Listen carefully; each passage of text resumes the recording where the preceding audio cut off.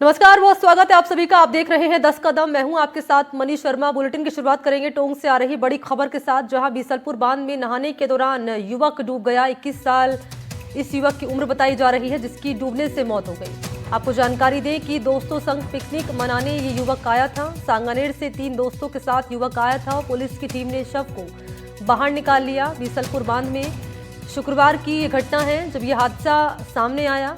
जयपुर के सांगानेर से पिकनिक मनाने आए 21 साल के जोरावर सिंह राठौड़ की नहाते समय डूबने से मौत हो गई। जोरावर अपने 3 दोस्तों संदीप, योगेश और मनीष के साथ बांध पर आया था।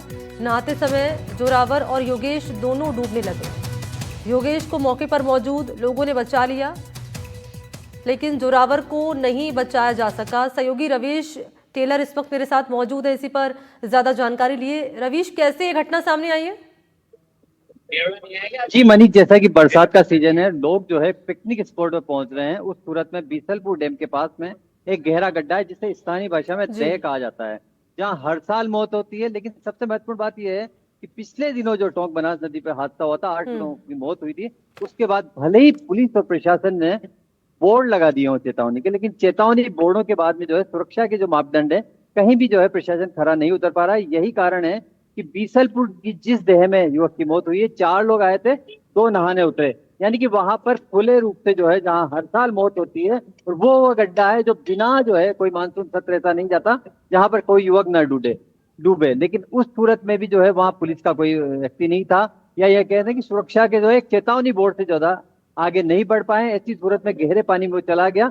एक युवक को जो है वहां पर ग्रामीणों ने, जो तैराक थे, स्थानीय तैराक, उन्होंने बचा लिया। लेकिन जोरावर सिंह नाम का जो युवक था, उसकी मौत हो गई, और उसका शव पोस्टमार्टम के बाद में आज जो है परिजनों को सुपुर्द कर दिया गया है। अब बड़ा सवाल ये होता है, अभी मानसून सत्र की शुरुआत हुई है, महज 14 पॉइंट जो है 95% जो बरसात हुई है।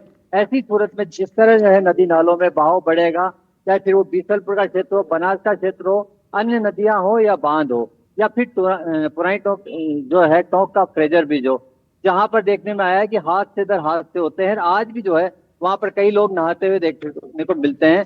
तो उस सूरत में क्या एक बार फिर से पिछले साल की तरह जो है एसडीआरएफ को कड़ी मशक्कत करनी पड़ेगी? फिर से एक बार जो है ना, ये पानी के गड्ढे जो है बनास के अंदर जो अवैध बजरी से खनन से पैदा हुए हैं, या फिर जो है बहाव वाले क्षेत्र है, वहां जो है लोग जो है अकाल ही जो है मौत का ग्रास बन जाएंगे।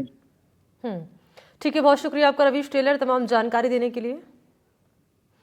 और आगे बढ़ेंगे सवाई माधोपुर से बड़ी खबर। एनडीटीवी की खबर का हुआ है बड़ा असर। आपको जानकारी दें कि खुले में प्रसव मामले पर एक्शन हुआ है। लापरवाही मामले में सख्त कार्रवाई हुई है। कलेक्टर ने सख्ती दिखाई है। पीएचसी प्रभारी को निलंबित किया है। एएनएम किरण कुमारी को एपीओ किया गया है। मलारना स्टेशन पीएचसी पर प्रसव के लिए ये महिला आई कि यहाँ पर डिलीवरी खुले में ही हो गई थी। पीएचसी पर ताला लगा हुआ था, स्टाफ भी नहीं था। 1 घंटे तक ये महिला प्रसव पीड़ा से तड़पती रही। और ये घटना है मलारना स्टेशन पीएचसी की, जहां गुरुवार शाम एक प्रसूता प्रसव के लिए आई थी। पीएचसी पर ताला था, कोई स्टाफ नहीं था।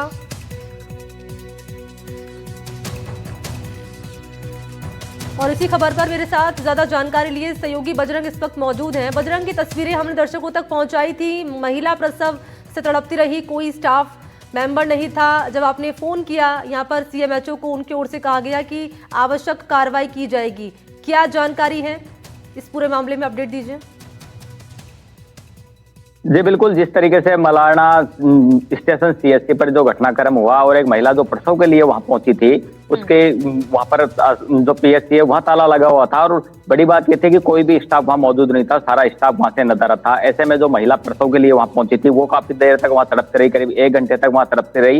इस दौरान जो महिला के साथ एक दूसरी अन्य महिला आई थी, उसने वहां उस प्रसव को करवाया, और खुले आसमान के नीचे जो अस्पताल परिसर, उसके अंदर उसकी डिलीवरी होगी। उसके बाद में उसको ग्रामीणों ने 108 एम्बुलेंस के माध्यम से और नजदीकी जो मलारना डोंगर सीएचसी है वहां उसको पहुंचाया। कहीं न कहीं इसमें चिकित्सा विभाग की नाकामी खुलकर सामने आई थी, क्योंकि घटना को लेकर के जो सोशल मीडिया और मीडिया पर जो वीडियो वायरल हुआ, और एनडीटीवी ने भी इस खबर को पूरी प्रमुखता के साथ बताया था, और लगातार 2 दिन से लगातार एनडीटीवी इस खबर को दिखा रहा है। उसके बाद में चिकित्सा महकमा हरकत में आया, और जिला कलेक्टर ने भी इसमें संज्ञान लिया है और जिला कलेक्टर ने सख्ती दिखाते हुए जो पीएससी के जो प्रभारी थे सचिन शर्मा डॉक्टर, जिनके ऊपर पूरी जिम्मेदारी थी, उनको निलंबित कर दिया है। साथ ही जो वहाँ एएनएम जो लगी हुई थी किरण कुमारी, उसको भी एपीओ कर दिया गया है। साथ ही जिला कलेक्टर ने इस पूरे मामले को लेकर के एक 3 सदस्यीय कमेटी का गठन भी किया है, जिसको सख्त निर्देश दिए कि इस पूरे मामले की तह तक जाए और इसकी पूरी जांच कौन लोग में दोषी थे, क्यों नहीं, आखिर जो प्रभारी था वहाँ वो कहाँ गया हुआ था, एएनएम उस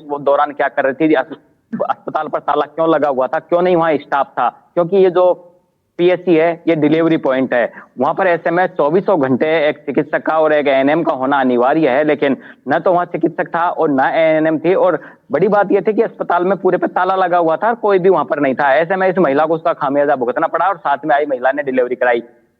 एनडीटीवी ने जब प्रमुखता से खबर दिखाई तो कलेक्टर हरकत में आई और कलेक्टर ने सख्ती दिखाते हुए जो चिकित्सा प्रभारी जो लगे हुए थे सचिन शर्मा, उनको निलंबित कर दिया और उनका मुख्यालय खंडार भी सीएमएचओ कार्यालय किया गया है। साथ ही जो एएनएम लगी थी किरण कुमारी, उसको भी एपीओ कर दिया है और 3 सदस्यीय जांच कमेटी बनाई है, उसमें खुद सीएमएचओ को उस जांच कमेटी में बनाया और लिया गया है। साथ ही एक जो महिला डॉक्टर है उसको भी इसमें शामिल किया गया है और जिला परिषद के सीईओ है उनकी अध्यक्षता में एक कमेटी बनाई गई है, जिनके द्वारा इस पूरे मामले की जांच की जाएगी। जांच करने के बाद में पूरी एक रिपोर्ट तैयार की जाएगी, रिपोर्ट तैयार करके और जिला कलेक्टर को सौंपी जाएगी। जिला कलेक्टर उस रिपोर्ट को देखेगी, उसके बाद में ही और भी जिन भी अधिकारियों की इसमें संलिप्तता है उनको लेकर जिला कलेक्टर किस तरह की कार्रवाई करती है, ये तो आगामी दिनों में ही पता लग पाएगा। लेकिन कलेक्टर का साफ तौर पर कहना है कि कहीं ना कहीं जो लापरवाही है, बड़ी लापरवाही है चिकित्सा महकमे में। तमाम जानकारी देने के लिए धन्यवाद आपका। और अगली बड़ी खबर जोधपुर से है। एनेस्थीसिया के ओवरडोज से युवक की मौत का मामला। ऑपरेशन से पहले लगाया गया था एनेस्थीसिया। मौत के बाद मृतक के परिजन अब विरोध कर रहे हैं। अस्पताल पर कार्रवाई और मुआवजे की मांग इनकी ओर से की जा रही है। ये बड़ी खबर है जोधपुर से। एनेस्थीसिया से ओवरडोज से युवक की मौत का मामला। ऑपरेशन से पहले एनेस्थीसिया लगाया था, मौत के बाद परिजन विरोध कर रहे हैं। अस्पताल प्रशासन पर कार्रवाई और मुआवजे की मांग की जा रही है। परिजनों ने पोस्टमार्टम कराने से इनकार कर दिया है।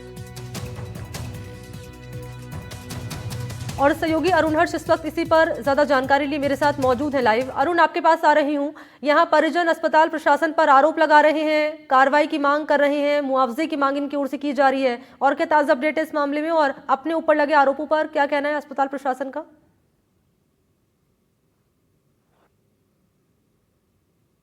इस बात रहा है कि वाकई वो ओवरडोज हो गया था, इस स्वीकार किया परिजनों के सामने।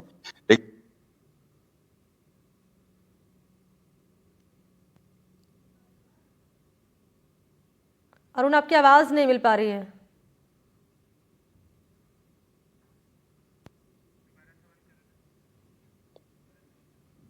नहीं अरुण, आपकी आवाज नहीं आ पा रही है, कोई टेक्निकल इशू है। लेकिन ये बड़ी खबर हम दर्शकों तक पहुंचा रहे हैं। एनेस्थीसिया के ओवरडोज से युवक की मौत का मामला और परिजनों ने अस्पताल प्रशासन पर आरोप लगाया है कि कार्रवाई हो इस मामले में और मुआवजे की मांग भी कर रहे हैं और कह रहे हैं जब तक मांग पूरी नहीं होगी पोस्टमार्टम नहीं कराया जाएगा। पोस्टमार्टम कराने से इनकार किया गया है।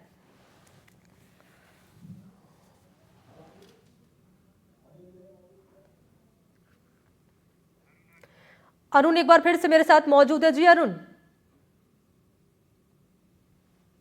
देखिए मुनि, अगर बात की जाए तो 38 साल का प्रेम कुमार भील नामक युवक था, जिसको गुरुवार को अस्पताल में ऑपरेशन के लिए इलाज करवाया गया था। क्योंकि बताया गया था सरकारी योजना में फ्री ऑपरेशन हो जाएगा, इसी के लिए वो लोग यहाँ जीत अस्पताल में लेकर आए थे। वहाँ इलाज के दौरान जो एनेस्थीसिया लगाया गया था वो ओवरडोज लग गया था, जिसके बाद युवक की तबीयत बिगड़ने लगी। तबीयत बिगड़ने के साथ ही अस्पताल संचालकों के हाथ पैर फूल गए और उन्होंने जो युवक था जिसकी तबीयत बिगड़ी उसको एम्स अस्पताल भेज दिया। लेकिन एम्स अस्पताल ले जाते युवक की मौत होगी, जिसके बाद परिजन अब धरने पे बैठे हैं और दोषी चिकित्सक और नर्सिंग कर्मियों के खिलाफ कार्रवाई की मांग कर रहे, साथ ही साथ आर्थिक मुआवजे की बात कर रहे। मणि, सबसे बड़ी बात यह है कि जिस युवक की मौत हुई वो ऑटो रिक्शा ड्राइवर था और उसी के सारे पूरा घर का परिवार का जो है गुजारा बसर होता था। लेकिन कह सकते हैं कि अस्पताल के डॉक्टर और चिकित्सकों की लापरवाही, क्योंकि अस्पताल प्रशासन ने खुद माना इस चीज को, कहा कुछ ओवरडोज लग गई थी जो नहीं लगनी चाहिए थी। बहुत माइनर एक छोटा सा ऑपरेशन था, उसी के मतलब साधारण सा अगर कोई चिकित्सक होता है सिंपल सा एनेस्थीसिया देता है तो भी हो जाता है, लेकिन रीढ़ की हड्डी में लगाया गया था एनेस्थीसिया। उसके बाद उसकी तबीयत खराब हुई। तो कह सकते हैं अपनी मांगों को लेकर परिजन अभी वहां बैठे हैं। अगर बात की जाए पुलिस की, तो पुलिस भी लगातार 2 दिन से जो है जीत अस्पताल के बाद सुरक्षा के मद्देनजर खड़ी है। विवेक विहार थाना क्षेत्र की यह घटना है, जहाँ पर आज भी बरसात के बीच में भी परिजन है जो प्रदर्शन कर रहे हैं। मणि, ठीक है, बहुत शुक्रिया आपका अरुण हर्ष तमाम डिटेल्स देने के लिए, धन्यवाद। और जोधपुर से बड़ी खबर है, मां को वीडियो कॉल कर युवक ने सुसाइड किया। मुंबई में ये युवक रहा करता था, घटना का वीडियो भी सामने आया है। आत्महत्या से रोकने के लिए मां गुहार लगाती रही तो सुसाइड का ये मामला सामने आया है और घटना का वीडियो भी आपके सामने रख रहे हैं। मां को वीडियो कॉल कर युवक ने सुसाइड कर लिया। ये युवक रहता था मुंबई में। आत्महत्या से रोकने के लिए मां गुहार लगाती रही, लेकिन ये युवक नहीं रुका। इसने सुसाइड जैसा आत्मघाती कदम उठा लिया और घटना का वीडियो भी आपके सामने रख रहे हैं। और चलिए आगे बढ़ लेते हैं। वन रक्षक भर्ती परीक्षा 2020 पेपर लीक मामले से जुड़ी अपडेट आप जान लीजिए। वाणिज्य कर विभाग में तैनात कर्मचारी की गिरफ्तारी हुई है। एसओजी ने आरोपी को बांसवाड़ा से गिरफ्तार किया है, अभ्यर्थियों को पेपर मुहैया कराने के आरोप में। चचेरे भाई समेत 3 आरोपियों, आपको बताते चले कि 3 उम्मीदवारों को पेपर मुहैया कराया गया था। पेपर लीक के एवज में 3.5 लाख रुपए लिए गए और इस मामले में बांसवाड़ा के राज तालाब थाने में एफआईआर दर्ज की गई। चर्चित वन रक्षक भर्ती परीक्षा 2020 पेपर लीक मामले में एसओजी का ये एक्शन सामने आया है। तो वाणिज्य कर विभाग में तैनात कर्मचारी नाम है गोविंद तेतरवाल, जिसे गिरफ्तार कर लिया गया है। और चलिए रुक करेंगे भरतपुर का। खेत में बिजली का पोल लगाने का विरोध किया जा रहा है। बिजली विभाग के अधिकारियों पर हमला किया गया है। कर्मचारियों ने मौके से भागकर अपनी जान बचाई है। हमले में एक्सीएन और एक कर्मचारी घायल हुआ है। पुलिस ने कुछ लोगों को हिरासत में लिया है। घायल अधिकारियों का प्राथमिक इलाज कराया गया है। भरतपुर में बिजली विभाग के कर्मचारी और अधिकारियों पर हमला किया गया। अचानक इस हमले से घबराए अधिकारी और कर्मचारियों ने मौके से भागकर अपनी जान बचाई। हमले में एक्सीएन और एक कर्मचारी घायल हो गया। घटना की सूचना पर पुलिस मौके पर पहुंची, समझाइश कर रही है और ग्रामीणों का गुस्सा इस कदर है कि पुलिस के सामने ही कर्मचारियों को जान से मारने की धमकी देते नजर आए। आज दिन में करीब 2 बजे हमें सूचना मिली थी कि बिजली कर्मचारियों के साथ चकमुंद्रा गांव में मारपीट हो रही है। हम जाब्ता लेकर के और मौके पर गए। वहाँ करीब 40-50 लेडीज और जेंट्स थे। तो हमने उनसे काफ़ी समझाइश करने की कोशिश की और उनके मामले को समझने की कोशिश की। तो उनका ये कहना था कि हम हमारे खेत में से कोई बिजली का पोल नहीं गाड़ने देंगे और नहीं तार खींचने देंगे और जो है बिजली वालों को मार के छोड़ेंगे। तो हमने काफ़ी समझाइश की कि ऐसा नहीं करते हैं, बैठ करके बातचीत करें, लेकिन वो लोग नहीं मान रहे थे, काफ़ी आक्रोशित थे। मामले की जब मालूमात किया गया तो पता चला कि फुलवारा जीएसएस से लेकर के और चकमुंद्रा गांव में जो जीएसएस है वहां तक 33 केवी की लाइन बिजली कर्मचारी और अधिकारी डालने के लिए आए थे। तो इन लोगों ने जो है उनके साथ मारपीट की और मारपीट में कुछ लोग भग गए। तो अलवर से गुजर रहे भरतपुर मथुरा सड़क मार्ग पर चल रहा मरम्मत का कार्य लोगों के लिए परेशानी का सबब बन चुका है। मरम्मत कार्य के नाम पर सड़क को बीच में से खोद दिया गया है। खराब सड़क के चलते 2 दिनों में करीब 1.5 किलोमीटर के इलाके में 26 सड़क हादसे सामने आए हैं। शुक्रवार की रात को एक गर्भवती महिला बाइक का संतुलन बिगड़ने से गिर गई। इसके बाद लोगों ने चक्का जाम कर हंगामा किया। मामले की सूचना मिलते ही पुलिस ने मौके पर पहुंचकर लोगों को समझाइश कर जाम खुलवाया। हाईवे पर बैरिकेडिंग कर टोल वसूली के बाद से हालत यहां खराब हुई है। उद्योगनगर थाने के एसएचओ ने कहा है कि लोगों को समझाकर जाम खुलवाया गया है। घायलों को एम्बुलेंस की सहायता से अस्पताल लाया गया है। मामले की जानकारी टोल प्रशासन और एनएचएआई के अधिकारियों को दी गई है, लेकिन कोई मौके पर नहीं पहुंचा। पुलिस ने कहा कि मामले में जिम्मेदार कर्मचारी और अधिकारियों के खिलाफ एफआईआर दर्ज की जाएगी। यहाँ बहुत भयंकर स्थिति मेरा यहाँ सामने ऑफिस है, मैं यहीं से देख रहा था। तो कल के डेट से लगभग आज तक 30-35 एक्सीडेंट हो चुके हैं। बार बार पुलिस को बुलाते हैं, पुलिस वाले आते हैं, उनको हेल्प करते हैं, उनको भेज देते हैं, लेकिन एनएचएआई और उनको पुलिस वाला मैंने बोला, हम नहीं बोला, लेकिन फिर भी कोई यहाँ पे अभी तक कोई बंदा नहीं है उनका एनएचएआई वाले का। और आज भी लगभग पुलिस वालों के सामने 3 बंदे एक्सीडेंट हो गए। उसके बाद भी उन्होंने बैरिकेड करवा के और इसको रोड को जाम करवा के सर्विस लाइन से निकाल रहे हैं इनको। आप लोगों को किस तरह की दिक्कतें आ रही हैं, क्योंकि यहीं रहने वाले अभी जाम भी लगाया था स्थानीय लोगों ने? अभी जाम भी लगाया था, हम सामने रहते हैं, हमारे को बार बार यहाँ दिक्कत हमारे पे मन में होता है कि अगर अपने परिवार वाले होते तो अपन क्या करते हैं। फिर सामने वाले इनके परिवार वाले जिनके गिर गया तो उन्होंने आके और फिर यहाँ पे बोला उनको, फिर रोड जाम हुआ यहाँ पे। सर ये जिस तरीके से इन्होंने लहरदार तरीके से, आपको दिख रहा होगा, रोड को बड़े बेतरतीब तरीके से इन्होंने बीच में खोद के रख दिया। अभी कल हमारे 9 एक्सीडेंट हमने कल काउंट किए हैं। आज तो सुबह से हमने 17 लोग यहाँ पे गिर चुके हैं। और जब ये एक प्रेग्नेंट वुमेन थी जो बाइक से गिरी, उसके बाद में लोगों में आक्रोश आया कि हम कल से सूचित कर रहे हैं, पुलिस सूचित कर रही है। उसके बाद में NHAI नहीं आया तो उन लोगों ने जाम लगा दिया। आके समझाइश करके वो जाम हटवाया, और जाम हटाने के दौरान यहाँ पे मेरे सामने 3 लोग इसी जगह पे जहां आप और हम लोग खड़े हैं यहाँ पे फिसले हैं। इसके बाद में कल 9 एक्सीडेंट हो गए, हमारे द्वारा सूचित किया जा रहा है। अभी आज जब से मैं पिछले 1.5 घंटे से यहाँ पे हूँ, मैंने इनके जो भी नर्सी नाम से और मेंटेनेंस के जो कुलदीप हैं, जो कमलेश हैं, इनको सबको हमने फोन पे लगातार इनको कम से कम 20-20 कॉल कर दिए, और लास्ट में हमने धमकी भरे अंदाज तक हमने इनको कह दिया कि यहाँ लोग एजिटेशन है। उसके बाद में भी यहाँ पे देख लीजिए, अभी तक तो कोई इनका कोई कर्मचारी अभी तक तो उपलब्ध है नहीं। तो सोशल मीडिया पर अपने फॉलोअर्स बढ़ाने को लेकर युवक और युवतियां अलग अलग तरीके की रील्स बना रहे हैं। बालोतरा में इसी तरह का एक मामला सामने आया है, जिसमें एक युवक ने रेलवे ट्रैक पर लेटकर ट्रेन ऊपर से गुजरने और खुद के सही सलामत होने का एक वीडियो इंस्टाग्राम पर अपलोड किया। वीडियो के वायरल होते ही बालोतरा SP अमित शर्मा ने इसे गंभीरता से लेते हुए एक्शन लिया। बालोतरा के तिलवाड़ा गांव निवासी युवक कमलेश को जसोल पुलिस ने हिरासत में लिया है। वीडियो रेलवे स्टेशन पर फिल्माया गया था, इसलिए अब आगे की कार्रवाई के लिए रेलवे पुलिस को सूचित किया गया है। पुलिस की गिरफ्त में आने के बाद युवक कमलेश ने अपने किए पर माफ़ी मांगते हुए आमजन से भी ऐसा ना करने की अपील की है।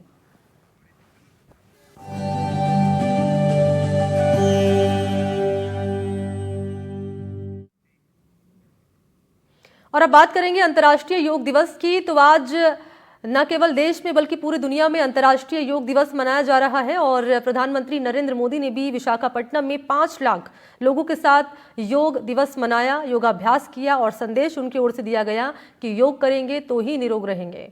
तो अंतर्राष्ट्रीय योग दिवस के अवसर पर उप मुख्यमंत्री दिया कुमारी ने जयपुर के ऐतिहासिक सिटी पैलेस में आयोजित भव्य योग शिविर में भाग लिया और योग की महत्ता पर विस्तार से प्रकाश डाला।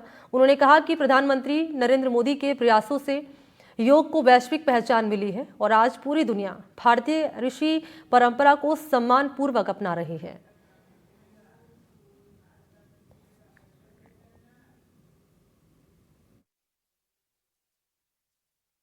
बिल्कुल, आज अंतर्राष्ट्रीय योग दिवस की सभी को बहुत बहुत शुभकामनाएं। और अभी हम सभी ने देखा, माननीय प्रधानमंत्री जी ने विशाखापट्टनम में जिस तरह से उन्होंने अपने उद्बोधन में भी हम देशवासियों को और विश्व में जो बहुत बड़ा एक संदेश दिया कि योग ने सभी देशों को एक साथ लेके आई है और योग किसी एक के लिए नहीं है, सबके लिए है।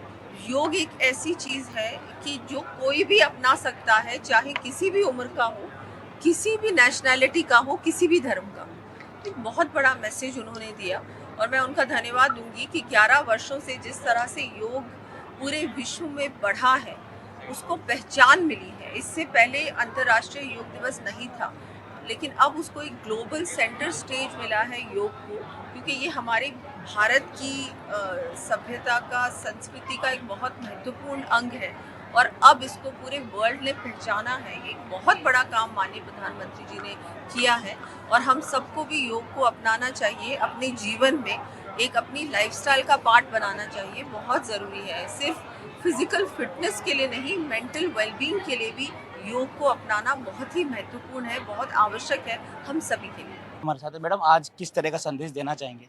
सबको अंतर्राष्ट्रीय योग दिवस की सभी को बहुत बहुत शुभकामनाएं। और मुझे लगता है कि जिस तरह से माननीय प्रधानमंत्री जी ने 11 वर्षों में योग को एक ग्लोबल पहचान दी है, उन्होंने अपने उद्बोधन में भी कहा कि योग पूरे विश्व को एक करता है।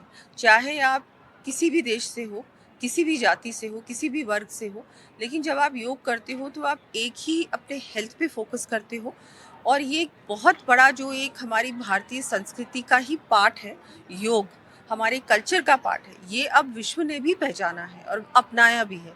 और माननीय प्रधानमंत्री जी का बहुत बहुत धन्यवाद कि उन्होंने हमको ये एक बहुत बड़ी पहचान दिलाई है योग को। और पूरे विश्व में मनाया जा रहा है आज। राजस्थान में भी बहुत सारे जो हमारे पर्यटन स्थल हैं, हमारे हिस्टोरिकल प्लेसेस हैं, हमारे मॉन्यूमेंट्स हैं, हमारे मंदिर हैं, वहाँ पर भी हम लोगों ने आज योग करवाया है। स्टूडेंट्स को बुलाया, अलग अलग महिलाओं को बुलाया, अलग अलग बुज़ुर्गों ने भी किया। तो ये कोई भी कर सकता है और हमारे ना केवल फिज़िकल फिटनेस के लिए पर मेंटल वेलबींग के लिए भी योग करना बहुत ज़रूरी है। इसको आप अपनी दिनचर्या का एक भाग बनाएं और अपनाएं। मैम सिर्फ एक दिन नहीं, हमेशा रहना चाहिए क्योंकि इससे बहुत सारी ये बीमारी। रोज करना चाहिए, लेकिन आज का जो दिन है महत्वपूर्ण दिन है क्योंकि आज इंटरनेशनल योगा डे है, तो आज तो करना ही है, लेकिन रोज भी करना बहुत जरूरी है। हम राजस्थान की जनता को क्या संदेश देंगे? मैंने अब जैसे कहा कि अपने हेल्थ पे ध्यान दें, और माननीय प्रधानमंत्री जी ने मन की बात पे भी कहा और आज भी कहा कि थोड़ा सा जो तेल की मात्रा है उसको कम से कम 10% अपने खान पान में कम करें। शुक्रिया। ये दिया कुमारी जी थी, डिप्टी सीएम, जो कह रही योग दिवस पर संदेश दे रही थी और लोगों को हेल्थ के प्रति जागरूक करने का संदेश भी दे रही थी।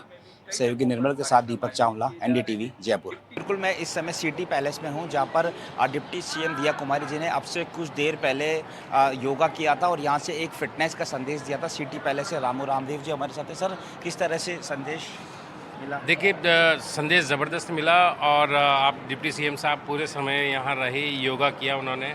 और चूँकि योग हमारे भारतीय संस्कृति की एक सबसे बड़ी देन है पूरे विश्व को, तो ये योगा साल भर यहाँ सिटी पैलेस में आयोजित किए जाते हैं समय समय पर, और यहाँ एक महीने का शिविर भी होता है जिसके अंदर पूरे योग सिखाते हैं। तो ये हमारे पूरे तन और मन दोनों को शुद्ध स्वस्थ करने की दिशा के अंदर एक बहुत बड़ा कदम है और पूरा विश्व अब तो मानता है। जैसे मोदी जी ने फरमाया कि अंतरिक्ष में भी जाके जो साइंटिस्ट हैं, जो अंतरिक्ष यात्री, वो भी योग करते हैं। तो ये योग की बड़ी महत्वता है कि हमारे जीवन में, हमारे खान पान के अंदर शरीर स्वस्थ रहे और ध्यान मेडिटेशन से हमारी आत्मा स्वस्थ और पवित्र रहे, जिससे हम नवाचार कर सकें, नया इन्वेंशन कर सकें। और एक जितने भी यहाँ हिंदुस्तान में आविष्कार हुए हैं, जितने भी ऋषि मुनियों ने जो भी ज्ञान अर्जन किया है वो ध्यान और योग के माध्यम से किया है। किसी ने जाके कोई पीएचडी नहीं की। चाहे हमारे कोई से भी शास्त्र देखिए, हवा महल पर आप देखेंगे, हिमालय पर जा कर के जो ऋषि मुनियों ने तप किया है वो ध्यान करके, योग करके, प्राणायाम करके और एक सिद्धि को साधा और उसके माध्यम से जो उनको प्रेरणा हुई और उन्होंने जो ग्रंथ लिखे आज पूरी दुनिया उसे मानती है। चाहे हमारे वेद हों, पुराण हों या हमारे आयुर्वेद हों, किसी भी आप दिशा में जाएंगे तो किसी न किसी ऋषि और मुनि का आपको उसमें नाम नज़र आएगा। और ये सब हमारे योग की खास बात है, जिसके माध्यम से इतने बड़े बड़े ग्रंथ रचे गए, इतने बड़ा ज्ञान हमारे पास में है। चाहे खगोलीय ज्ञान हो, आप जयपुर में देखेंगे सवाई जयसिंह जी ने यहाँ पर जो खगोलीय बनाया वो क्या है, लाखों साल पहले हमारे छोटे से ज्योतिष को आप पूछेंगे सूर्य ग्रहण 2030 में कब है, तो वो पोती खोल के फट बता देगा इतने बजे से इतने समय तक है। तो ये क्या है, ये हमारा वैदिक ज्योतिष, वैदिक ज्ञान, ये सब कुछ तप से मिला है, ध्यान से मिला है, साधना से मिला है और योग से मिला है। मैडम, क्या कहेंगे, आज आपने भी योग किया और योग से शरीर की बीमारी भी दूर होती है, आप क्या कहना चाहेंगे, संदेश क्या देंगे? नहीं, मुझे बहुत अच्छा लगा यहाँ आके और मुझे शांति भी मिली। वही मेरी डायबिटीज़ बहुत ज़्यादा रहती है, तो मुझे ये डायबिटीज़ का सब मिला है तो मुझे बहुत अच्छा लगा।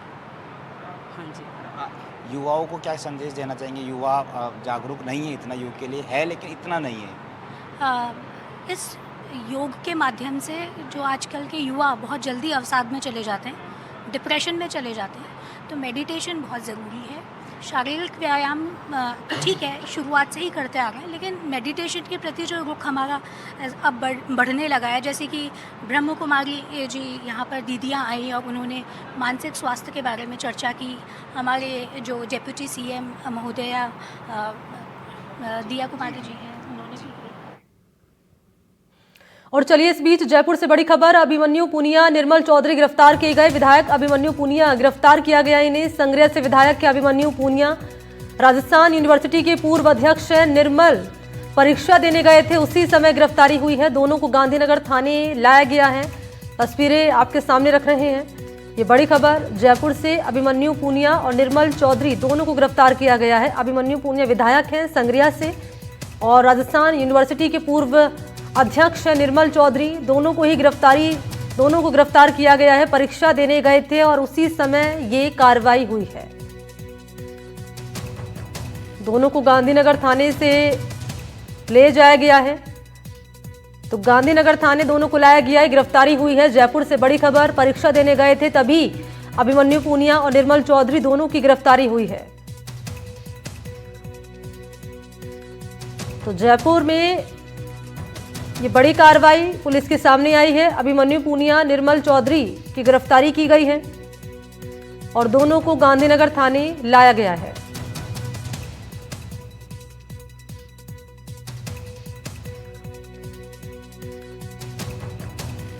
तो राजस्थान यूनिवर्सिटी की पूर्व अध्यक्ष निर्मल चौधरी, उधर संग्रिया से विधायक हैं अभिमन्यु पूनिया, दोनों की गिरफ्तारी की गई है और गांधीनगर थाने ले जाया गया है जयपुर से। ये बड़ी खबर आपके सामने।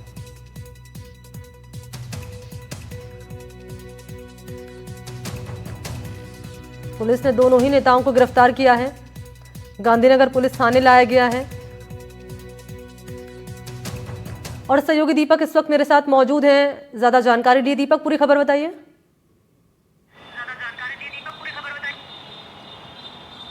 देखिए, बिल्कुल अभी इस समय जो है वो अभिमन्यु पूनिया जो है कांग्रेस के विधायक है, इनको यहाँ पर हिरासत में लिया है। इसके साथ ही पूर्व छात्र संघ जो अध्यक्ष है राजस्थान विश्वविद्यालय निर्मल चौधरी, उनको भी यहाँ पर हिरासत में लिया गया है। दोनों ही जो लीडर है, कांग्रेस के नेता है, उभरते हुए नेता है, एक को मोती डूंगरी और एक को मालवीय नगर थाना इलाके में जो है ले जाया गया और वहाँ पर इनको हिरासत में लिया गया है।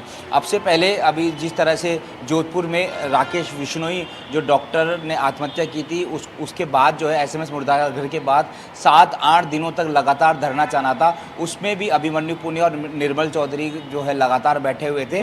और निर्मल चौधरी का लगातार एक वीडियो भी सोशल मीडिया पर वायरल होता है जिसमें वो ACP आदित्य पूनिया से लगातार नोकझोंक कर रहे हैं और उनसे बदतमीजी कर रहे हैं और उनसे नोकझोंक कर रहे हैं, यानी कि उनकी हल्की फुल्की लड़ाई भी यहाँ पर उनसे हो गई थी। तो वो वीडियो भी वायरल हो रहा था। उसके बाद लगातार पुलिस जो है वो उसके बाद एक पुराना मुकदमा, जानकारी आई है कि पुराना मुकदमा जो है निर्मल चौधरी और अभिमन्यु पूनिया का यहाँ पर चल रहा है, जिसमें रास्ता रोकना, राजकार्य में बाधा डालने का मुकदमा था। उस पुराने मुकदमे के अंदर अभिमन्यु पूनिया और निर्मल चौधरी को हिरासत में लिया